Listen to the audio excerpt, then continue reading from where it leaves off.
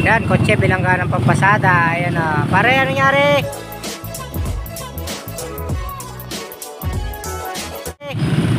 O yun o, laki damage o. Bilangga ng kotse. Binangga ang kotse. Binangga ng tricycle. Ayan o.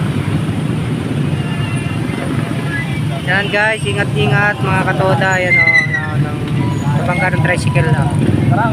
Ay, babayaran yan. Laki na siguradong babayaran niya dyan. Laki babayaran niya, sigurado.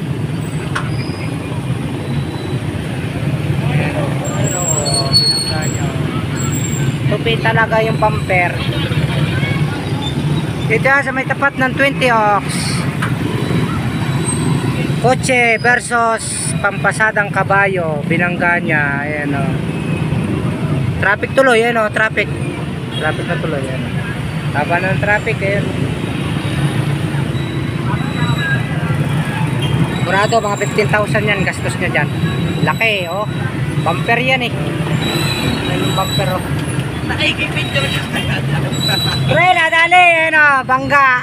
Ang laki. Babayaran nyo dyan oh. Laki na UP ah. Laki na UP.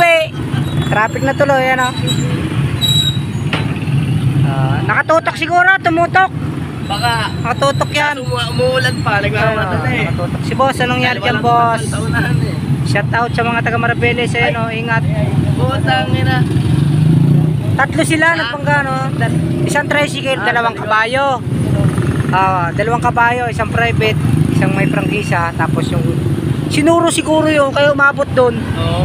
Sinuro nung nasa likod eh no, sinuro nung nasa likod yung pampasada. Tapos umabot siya doon sa puwitan ng kotse ano.